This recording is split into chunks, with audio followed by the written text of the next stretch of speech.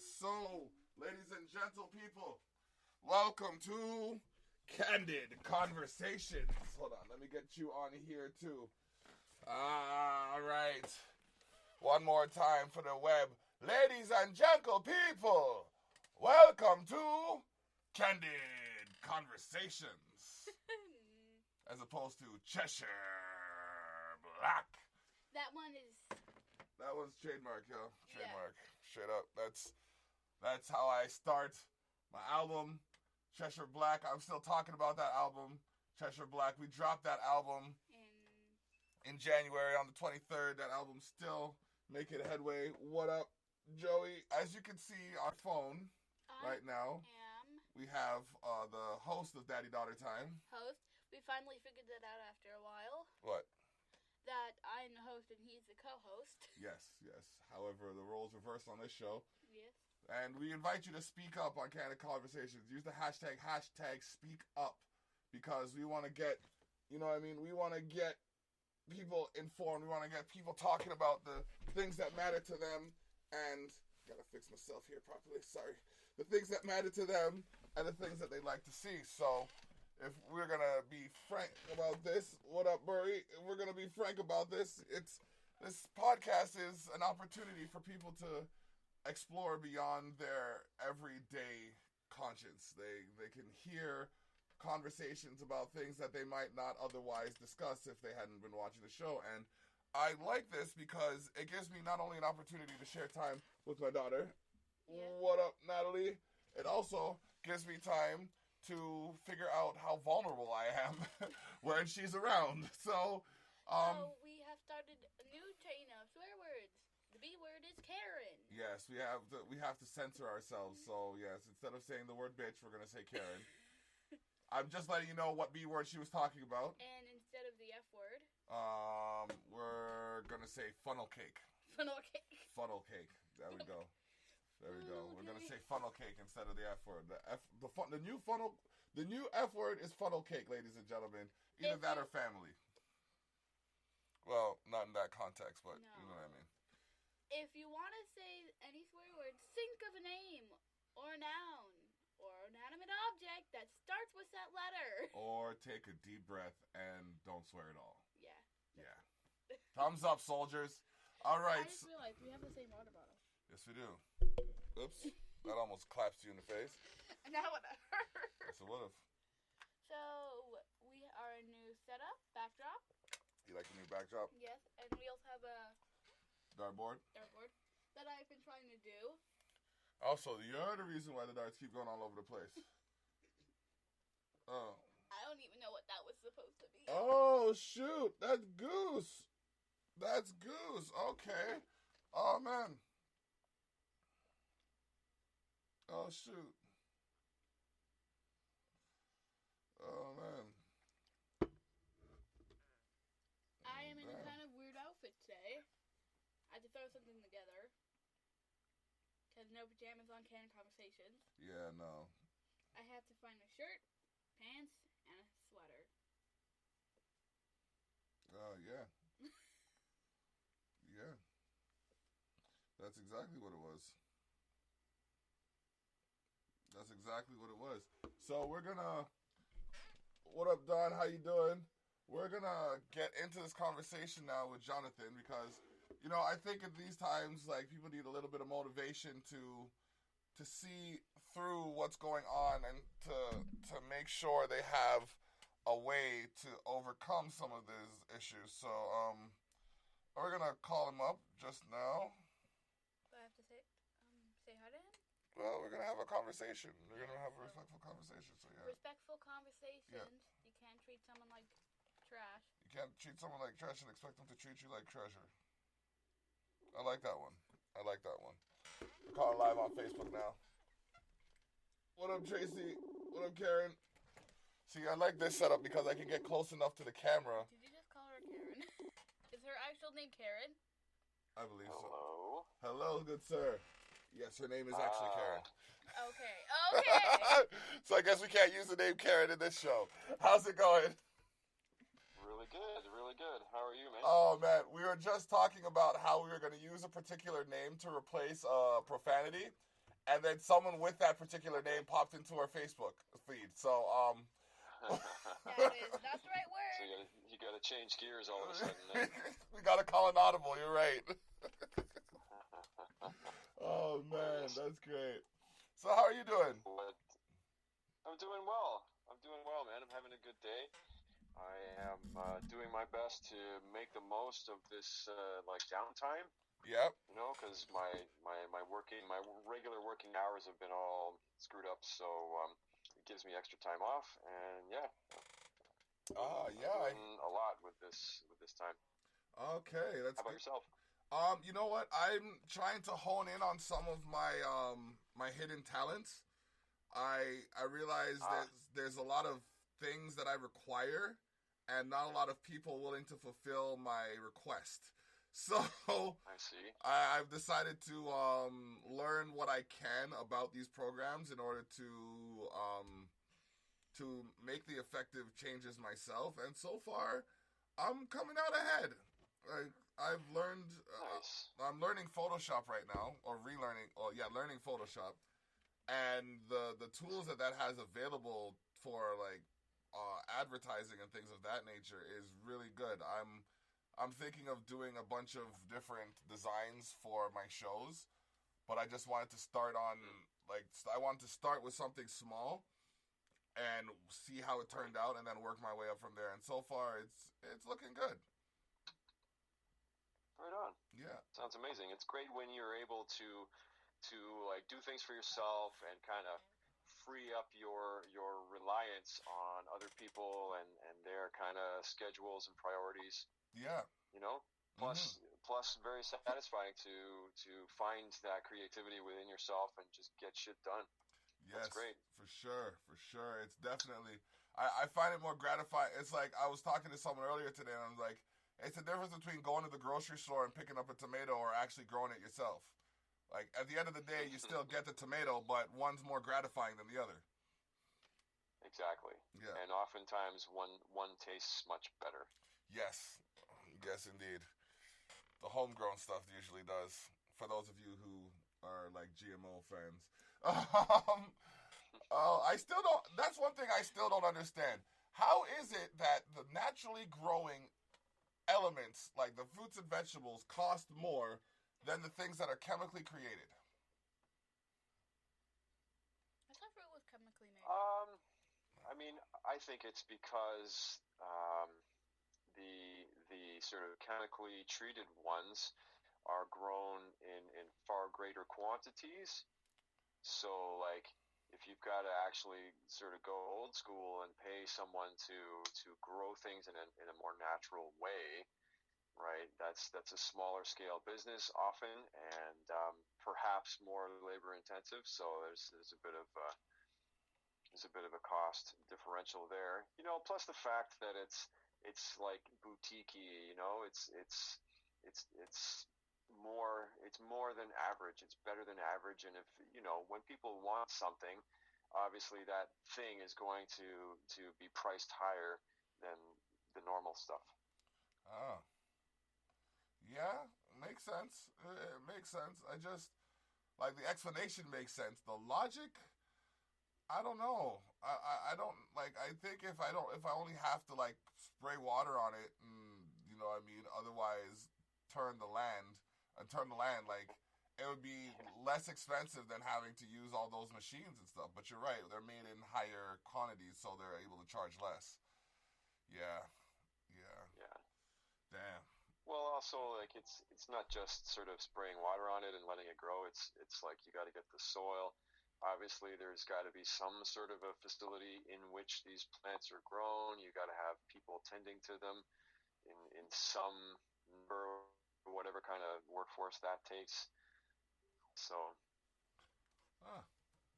it's not like they're just sort of naturally occurring in a field. Plus, you've got to take into consideration like insects and right. I want to say predators, but that's not really the word that I would like to use. You know, I know what you mean in a sense. Disease or things that may. Yeah, no, like You know what I'm saying? the rabbits and the rodents and stuff like that that'll eat the food. Sure. Yeah, Yeah. yeah. And also the disease and things that may attack the plants.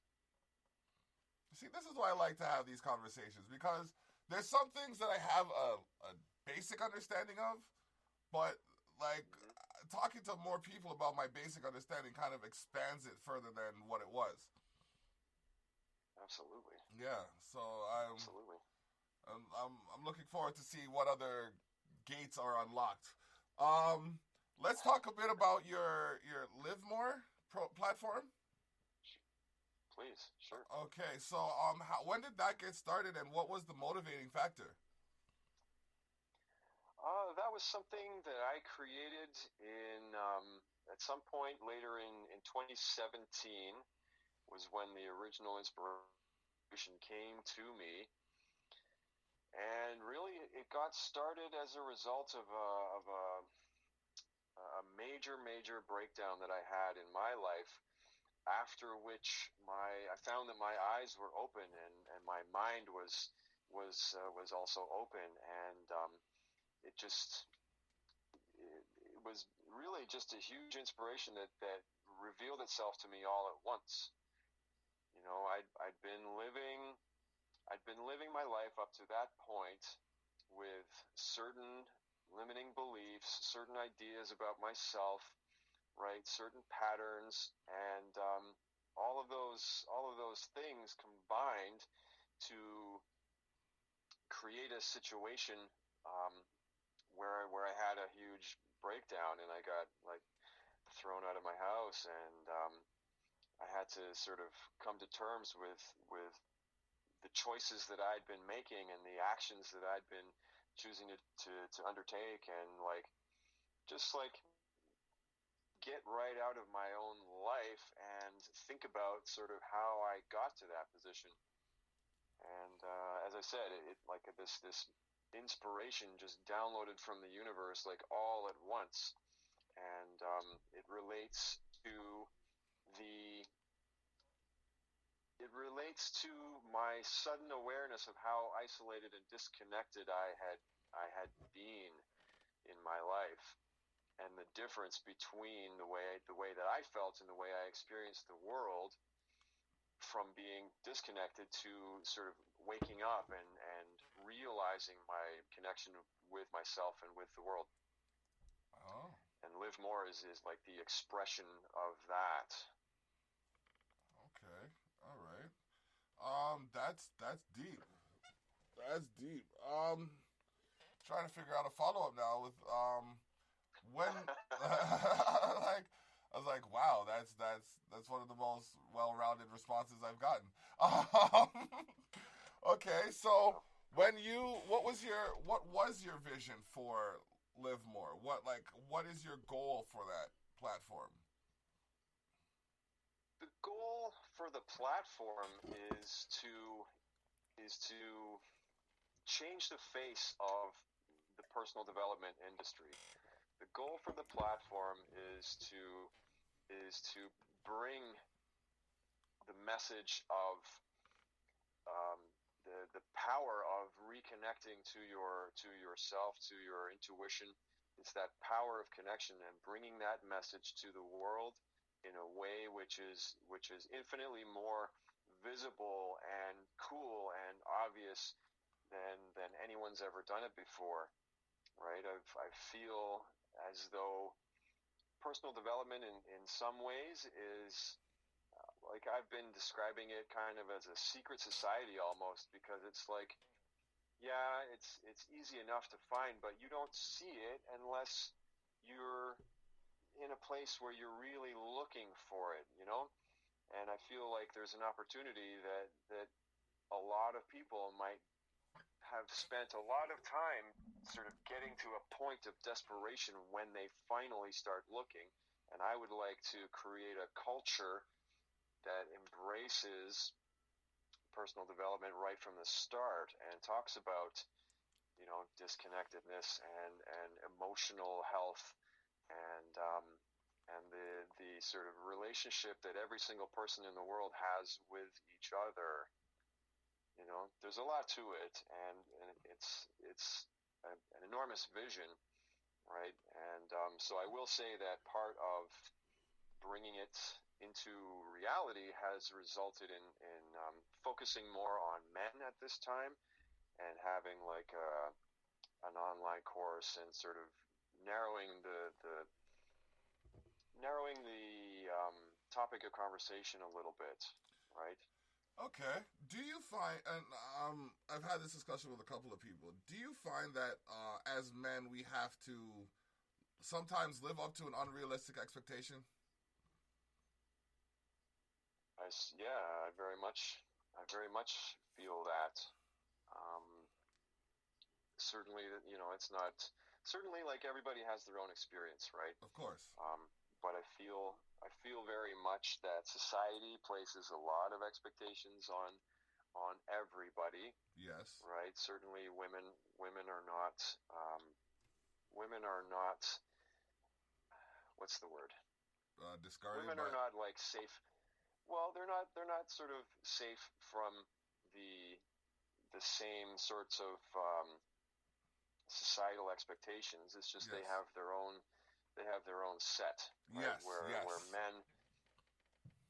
men in my experience get taught from very, very young age to be tough, and to not cry, and to like suck it up and walk it off. Yep. You know, and we have this. It creates this kind of disconnect within some people, where you know you have things that you want to express, you feel certain things, and yet you've been trained to believe that it's bad to express those things, right? Yeah. So it kind of puts you in a box that you can't get out of, because you want to be yourself, but everything you've ever learned for your life is teaching you that's not okay, and you got to be some other way. Yeah. So how do you resolve that?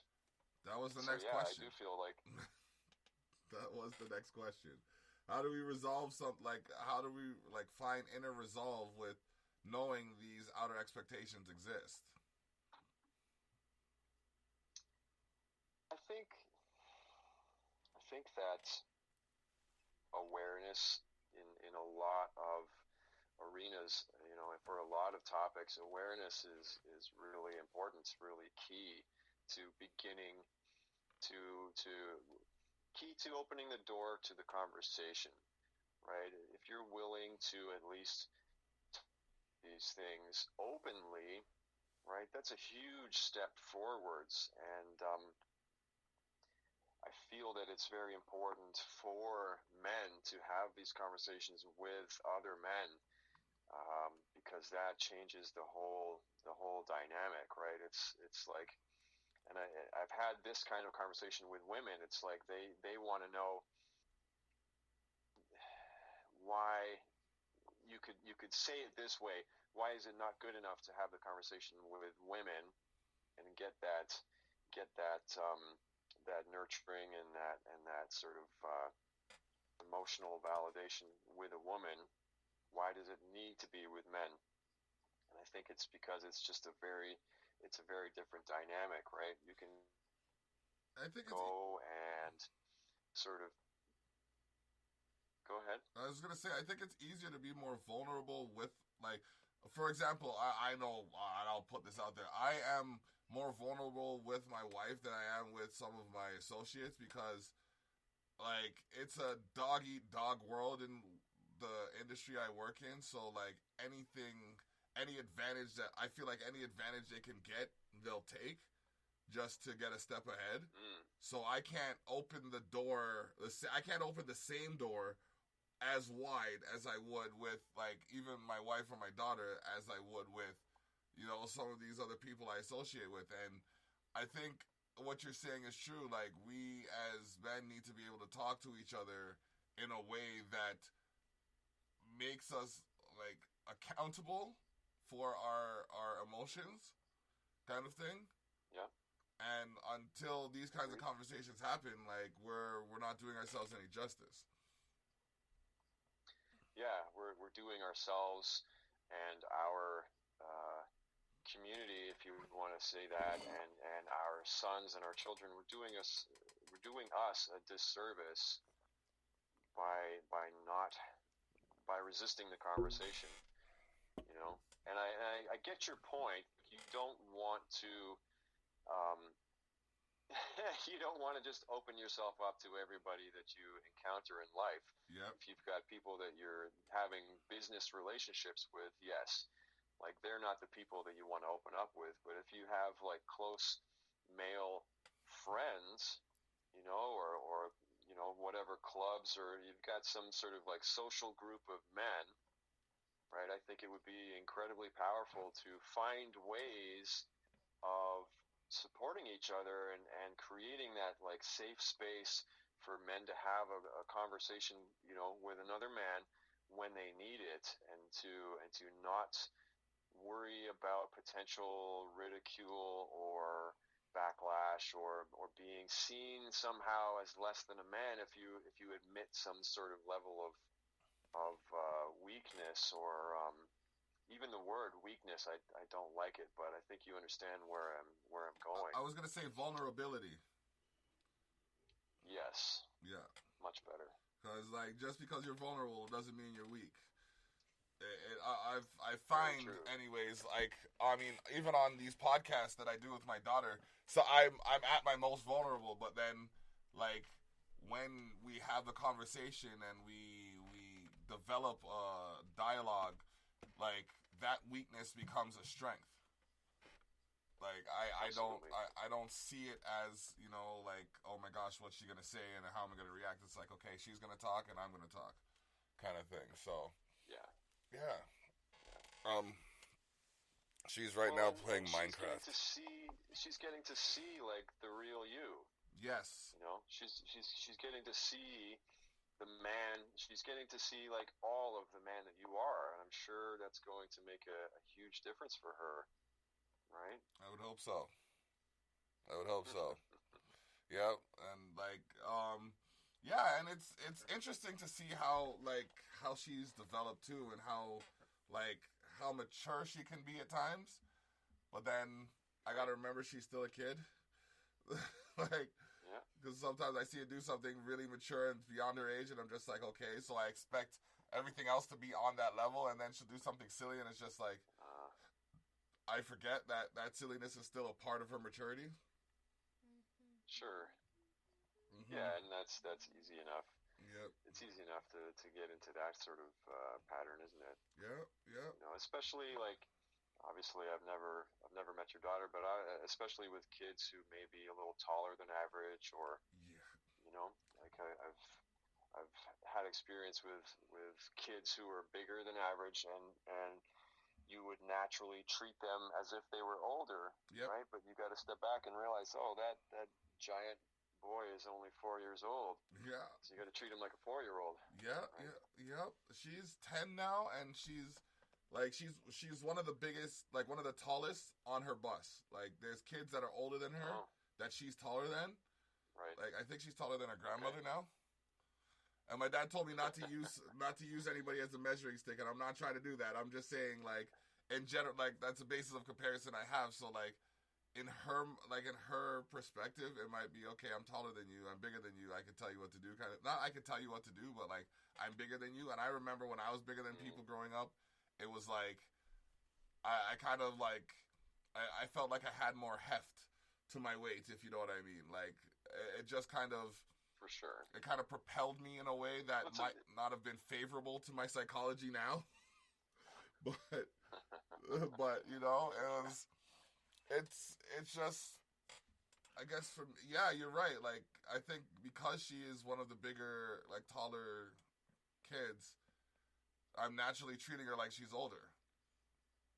But I've never been the goo goo gaga type of dad. Everybody does that. Yeah. Like me either. I talk to her like I've always talked to her like she's growing up kind of thing. So I don't know. I don't like, I figure age is a factor, but I don't. It's not a dominant factor. You know what I mean? Like I'll talk to a toddler the same way I talk to an elderly person with the same level of respect. I mean, you know what I mean? But like, right. There's times where we have to alter our vocabulary because the person we're talking to isn't receiving the message that we're trying to convey. So I guess in that instance, absolutely. What is your approach to those types of situations? What's my approach to like speaking to different generations of people? Yeah, or different generations of people when you know you're trying to convey a positive message, but they're not receiving the message you're conveying, kind of thing. Well, I mean, I think it's important to use language that's appropriate to the level of maturity and like mental sophistication of the person that you're speaking to. Okay. Right. If you start getting very wordy and philosophical, and you're speaking to a 10-year-old person, like I don't think it's really going to relate. Okay. Yeah, it makes sense. Makes perfect sense. Like, I've been told when I talk to pretend I'm talking to a 5-year-old. That way it'll make it understandable for everybody. Oh. So we got a little bit of a breakup here.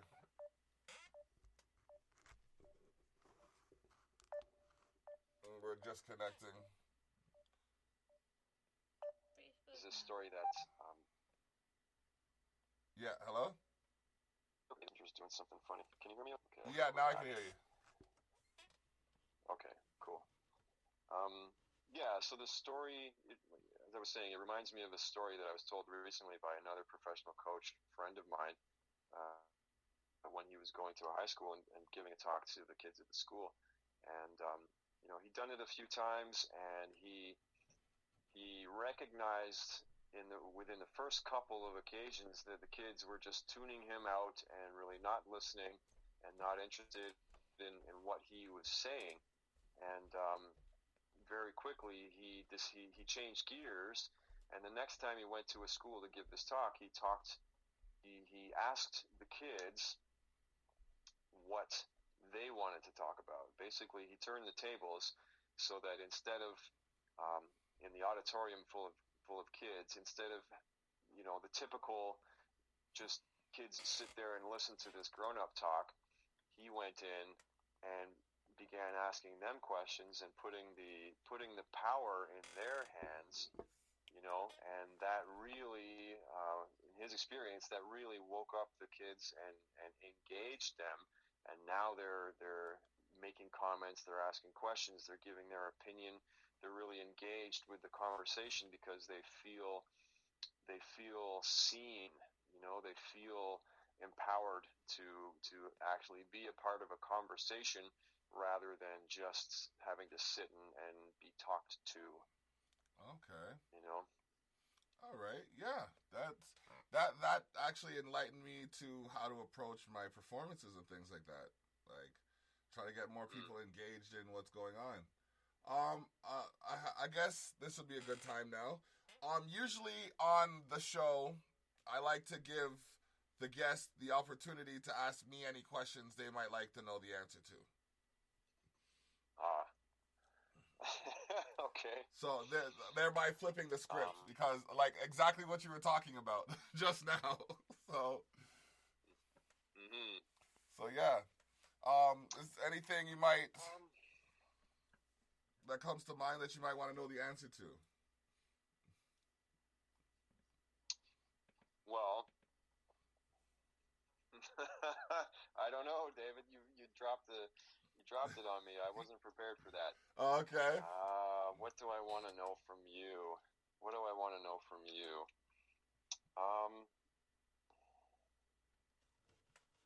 Or even anything you want my opinion on. I guess I'm curious about the audience that you get for your podcasts. Like, who is it that you speak to that engages with your with your broadcasts and everything? Ooh, that's a good question. I don't want like I call them my neighbors, because I go by the name The Block, which is a loose reference to the community kind of thing. So like the people that I think the people I relate with most, or that relate to me most, are like from like 22 to about 45, male, like the males, and like a good percentage of males actually check this out to see what I'm doing. I think it gives people, like, some of the people that actually I feel like are attracted to this are those who have want to find fault in my life. So there's some of those people, but mostly it's like people I've known for a couple of years, or over the people I've met over the years that can relate to my message. They'll tune in, and they'll send their messages to me, or they'll show some love, and then they'll go back on about their day, kind of thing. So like I think it's more the creatives. The creatives. So the people that want to see more to life, kind of thing. Right. So the people that want to live, people that want to live more. The people that want to live more. I'm going to be coining that phrase for sure. Yeah, I think so. I really do, because like I mean, my parents did right by me. I'll start by saying that, but I wasn't the easiest person to deal with growing up. So okay. Some of the people who I think are watching now are the people who want to know, hey, what happened to him? Because for a while, I just disappeared off of the social media grid and out of society for a bit, because I felt like I was undergoing pressures that weren't for me to deal with. So I had to step away from everything and reset my life and figure out, okay, like what am I going to do? Not what am I doing for this person, or what am I doing for that person? What can I do for me to to further my life and better myself? And I came out to Welland, I came out to Welland, Ontario, and it was after a bit of a situation. It was a couple years after a car accident, actually, that I sat down and said, okay, like I wrote down a list. I wrote down my 20-year plan in 2007. And so far I'm on year 13. I'm pretty much on pace to be where I want to be. But I get the occasional hiccup. So when I get that hiccup, I take the time to reflect, because I know everything happens for a reason. Even if I don't know what the reason is, I have to take some time to myself to actually say, okay, why did this happen? And if I can't figure it out, then it's like, it was supposed to happen.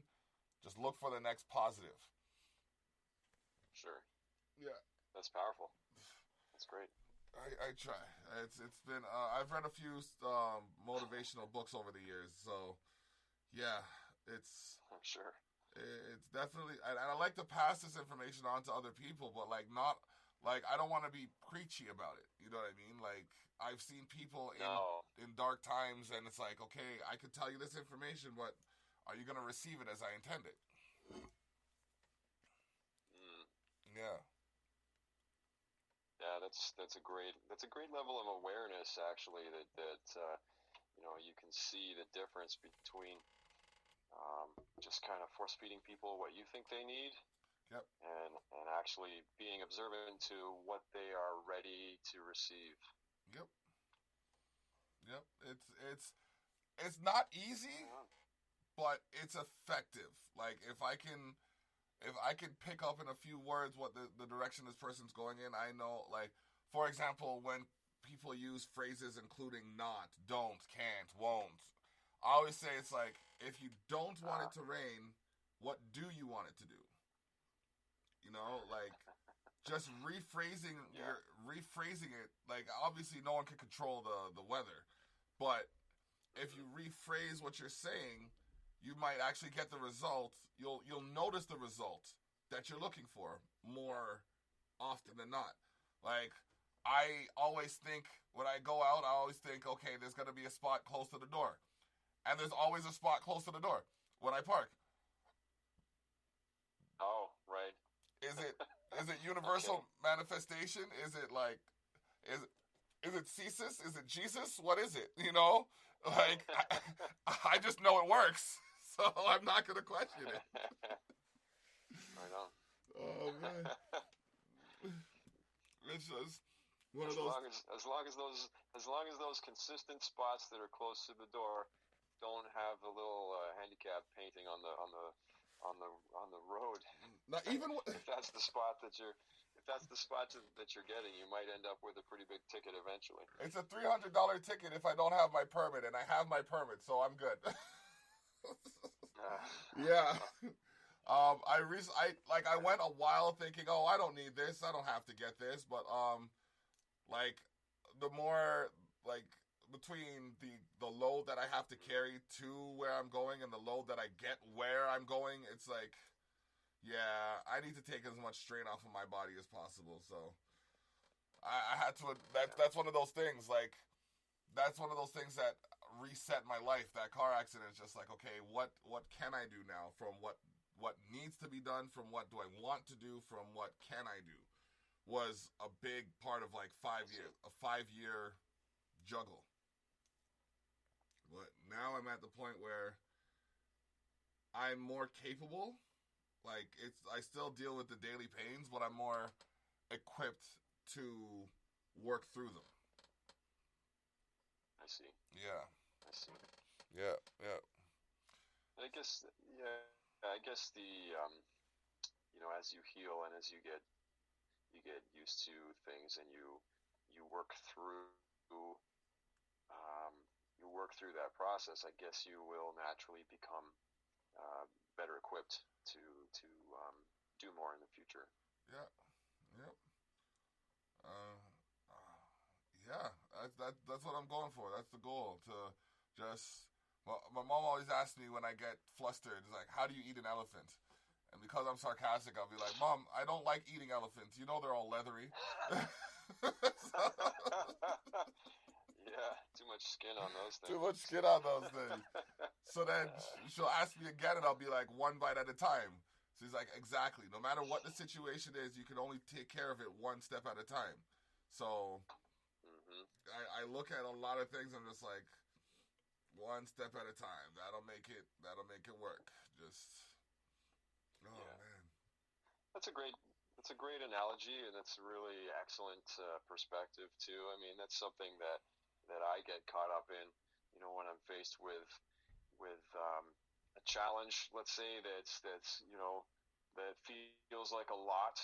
It's easy enough to get bogged down in that feeling of overwhelm and like, how do I even begin to handle this, right? But as you said, it's like one bite at a time. Yep. And before you know it, you're halfway there, right? Exactly. So, no, it's a great way of. I feed on adages and parables, things like that. Not again. Yeah, it went out. The signal went out again. Come on, Facebook. What's going on, really? Really, Facebook? You can't be trash. We're just trying to have a kind of conversation here. Well, that's down. What's down? If that goes down. Oh, if it goes down, we'll call him back. We're just trying to let this connect. Oh, no, it didn't connect. Call again. So, yeah, we're just on the phone with Jonathan Tarrant, visionary founder and CEO of Live More. Basically a self-discovery and motivational website program. Okay. I'm supposed to be getting a call right now. The call ended.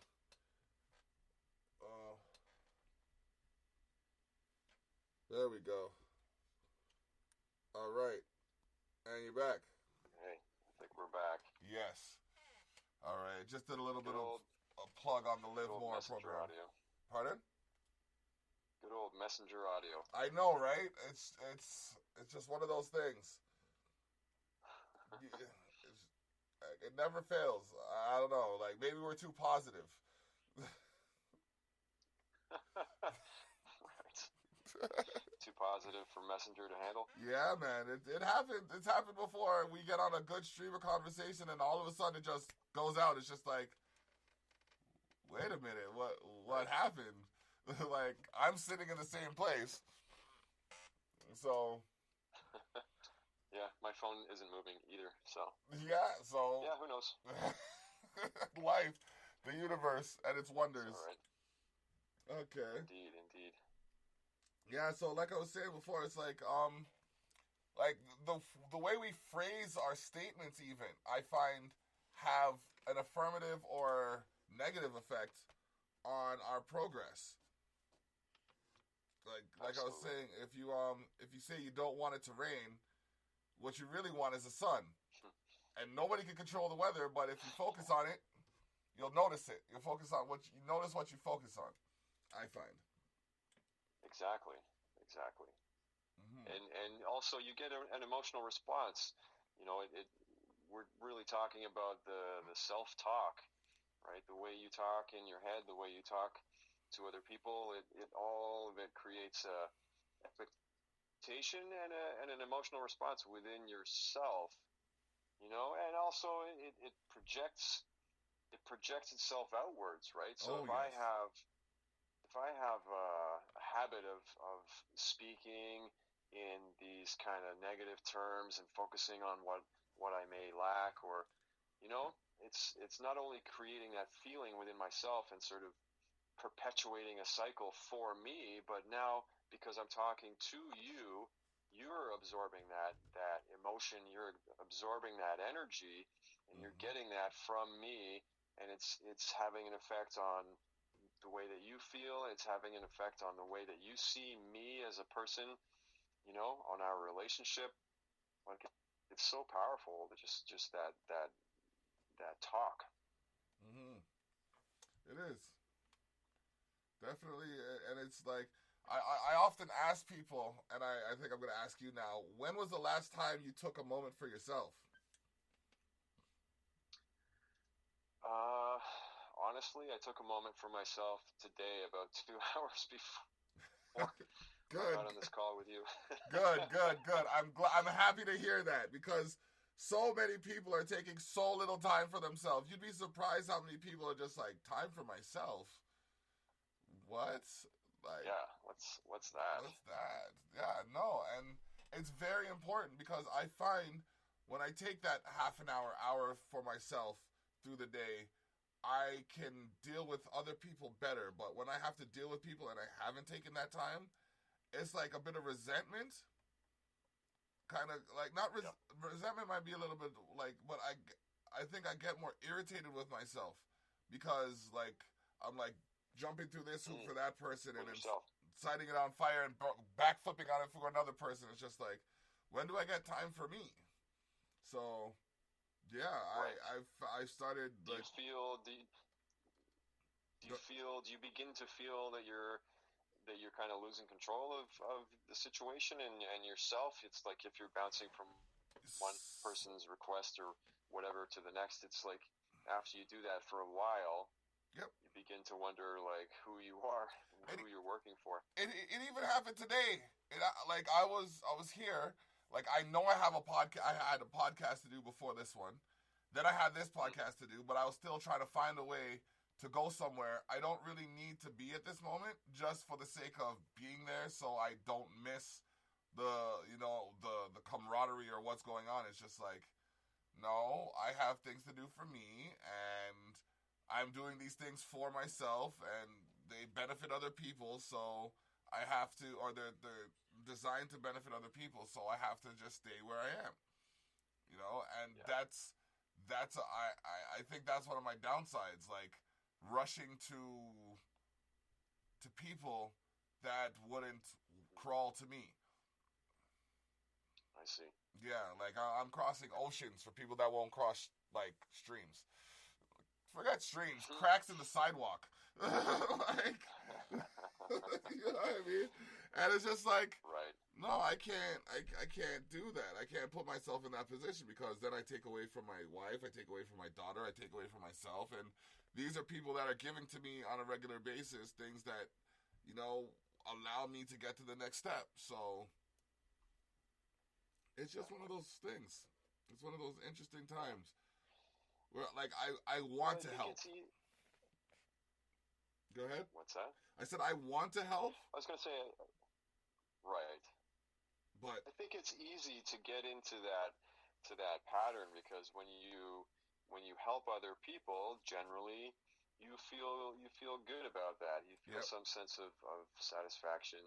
You know, you feel happy in that you've perhaps done a good thing for somebody that needed your help, right? Indeed. So it's kind of like you can get into that pattern of constantly giving of yourself, right? But it's a diminishing return, isn't it? Yeah. Right. The more you do it, you're sort of looking for that high again, and it's just like you never get that.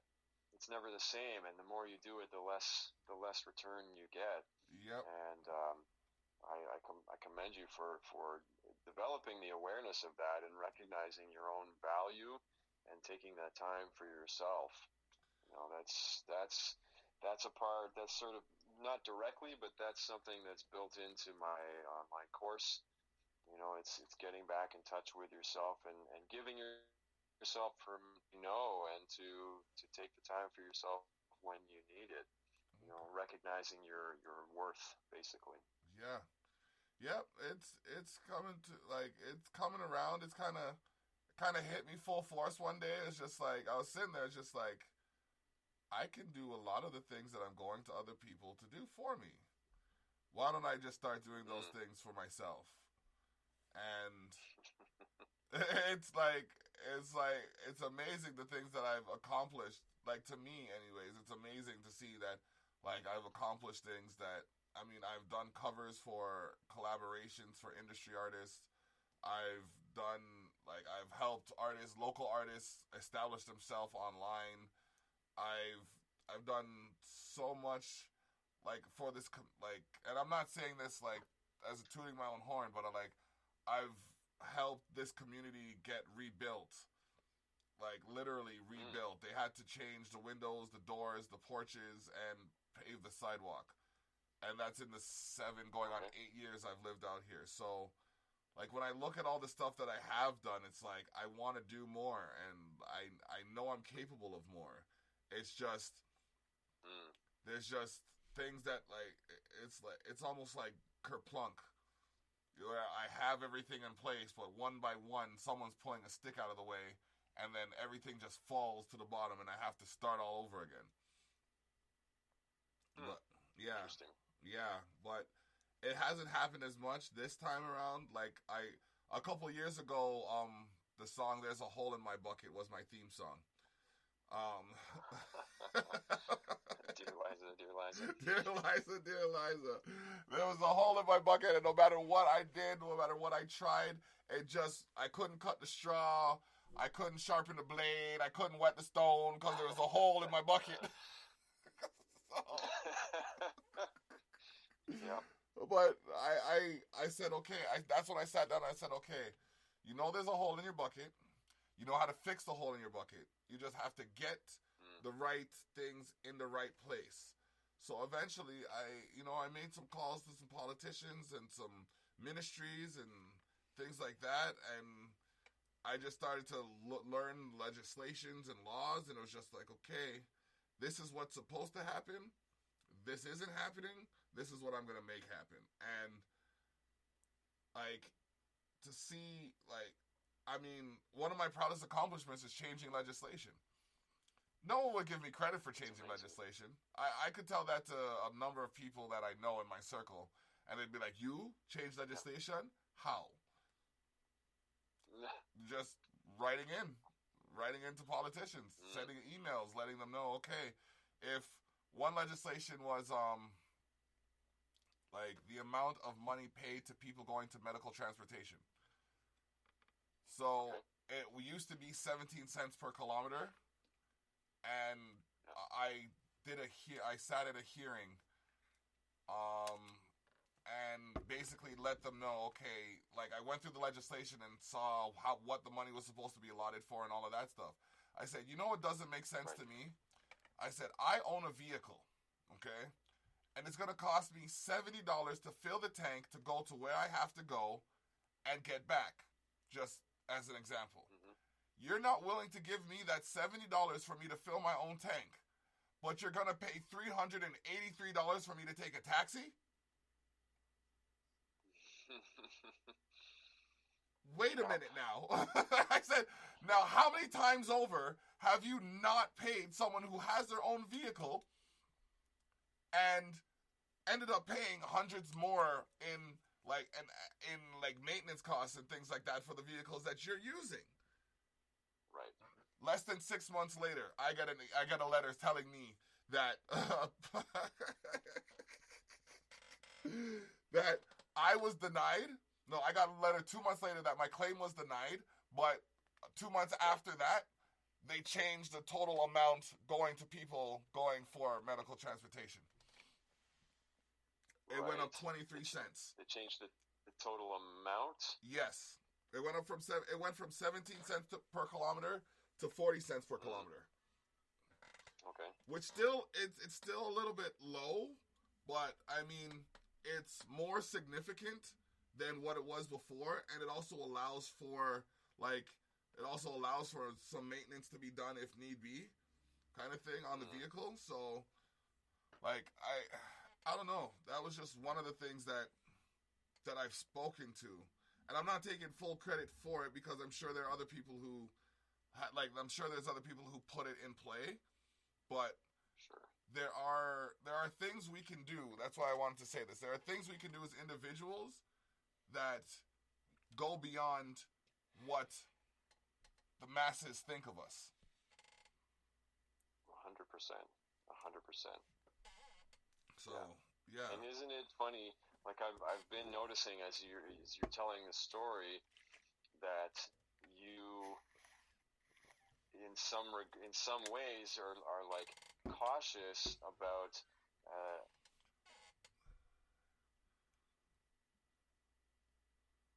Hello? Gosh. Come on, Facebook. We're trying to have a conversation here. Can of Conversations, Wednesdays at 6 p.m. Check us out every week. I'm usually on. Yeah, well, you're on right now, but you're just doing your thing. It's going to cut out again. Can I use your phone? In people. Okay. Yeah.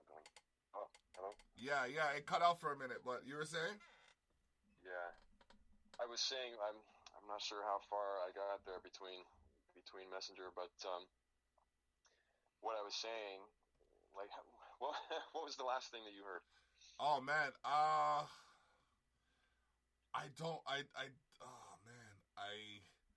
heard, like, just as you started to talk is when it cut out. Okay, so what I was saying is that I noticed while you were telling your story that you had a certain reluctance to as toot your own horn. Yeah. You know, and I'm saying, like, isn't it remarkable the way that most of us typically are reluctant to talk about our achievements or the special things we may have done or stuff like that. It's like we all kind of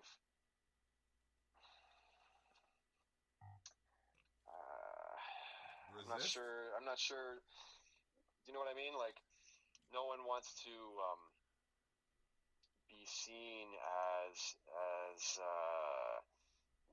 speaking too highly of themselves, but I think it's worthwhile, to give ourselves the credit that we deserve for our achievements, because you did something that most people wouldn't do, and I think that's admirable, and you got something accomplished. You ought to be proud of that, and it's it's well within reason to just talk about it.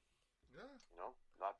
Not like you changed the world or you built a pyramid or anything, but like you did something worthwhile and noteworthy and something that is worth recognizing for sure. Yeah, I don't know. I do it because I can do it. Like there's like I don't know why there's things that don't directly affect my life that I'm still advocating about, and it's just because I see and know that I'm capable of doing it. I have to get it done because I'm no better than the person creating the problem if I don't.